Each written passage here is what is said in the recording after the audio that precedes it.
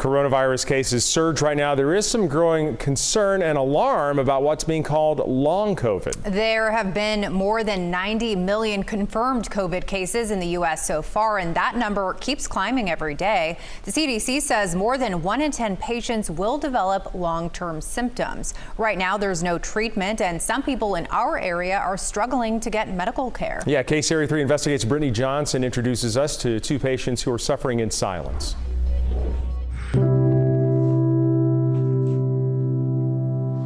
Wyatt, Caleb, what do you guys want for lunch? I'm gonna get like an apple. I'll cover that for their fruit.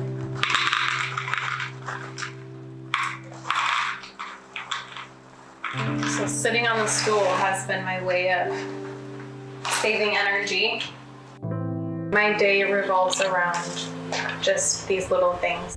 In the past 10 months, the daily routine has changed for Chelsea Brown. I would wake up and get the kids ready and put on my workout gear and push the double bob to drop one off at school, and then I would run a 2-mile loop, and I would come home and I would do my squats and my push-ups and all my other exercises, and then I would shower. I went for like a 4-mile run the day before our oldest came home with COVID, and that was the last walk or run I've ever taken. It was like I was hit by a truck, and I've never been the same. Since getting a mild case of COVID, the Roseville mom of 3 has become known as a long hauler, someone with symptoms that take months or even years to go away. But then after 6 weeks from my infection, I completely crashed. The worst I had in this whole 6-month at that point journey, and I was completely bedridden. I would get up to go to the bathroom and have to crawl back to the bed. My energy has not returned since then. It's been 4 months. I use a wheelchair now anywhere other than in the home. My husband thankfully works from home, and he wakes up from the kids. I can't take them on a walk. I can't take them to the park. I can't do all the fun things that I used to do with them. We sit and we play, and I really just watch them.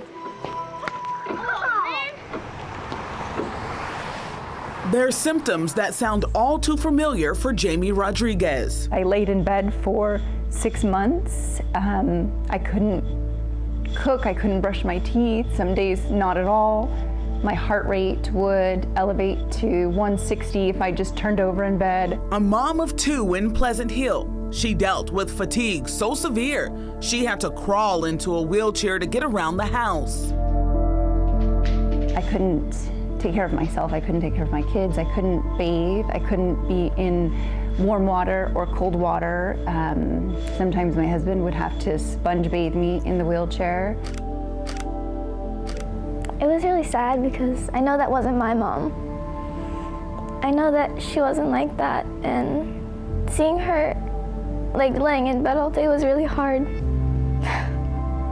Long haulers are a growing group. Some estimates show up to 23 million people in the U.S. have developed long COVID with no treatment available. We asked the nation's leading health expert what that means going forward. Do you have any concerns about the way people with long COVID are being diagnosed or treated? With regard to treatment, there is no treatment now for long COVID. So we're really in a very much of a swimming in the dark a little bit with this until we get more and more information. For doctors on the front lines, they're also in the dark, trying to assess more than 200 possible symptoms. I got a lot of patients that come, and we put them through a lot of objective testing that often comes back normal, and they still have symptoms. I don't necessarily know what to tell them, nor do I know exactly what to do to treat them. Brown and Rodriguez say getting medical care has been a battle. I've never been seen in person by a long COVID doctor. I have never been seen in person. No one's listened even to my lungs. No one's looked in my ears. How do you know that there isn't something that we're not catching when you haven't even seen me in person? So we had to find a long COVID clinic in Stanford. We got a referral to go there, and the wait was 8 months. So I still haven't seen them. Brown sees doctors with Kaiser Permanente, Rodriguez with Sutter Health. They have both experienced rapid heart rates, debilitating fatigue, brain fog, and severe muscle pain.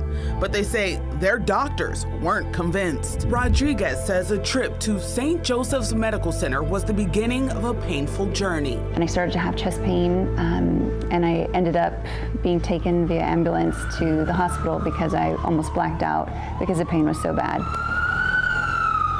I was told that it was anxiety, and then I ended up in the ER 5 more times via ambulance because the pain was so bad. I would reach out to my doctors every couple of days, and they would just tell me there's nothing we can do for you. And they just kept telling me, you had COVID, you'll be fine, you're young, you're healthy, it's going to take a little while. And then there's symptoms that were just completely unexplainable. I was slurring words, so I was sent to a neurologist, and it's a normal neurologist, they just test for existing diseases. They don't know anything about long COVID. Brittany Johnson, KCRA 3 News. Well, Brown and Rodriguez are just 2 of the many patients in our area right here experiencing these frustrating symptoms, and they have few answers right now.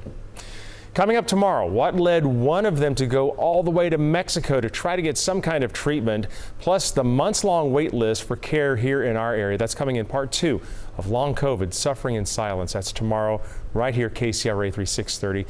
Also, we want to hear from you if you've also had some kind of long COVID symptoms. Hit that QR code there with your cell phone camera. Tell us your story. Let us hear what you have to say and tell us what you've had to go through.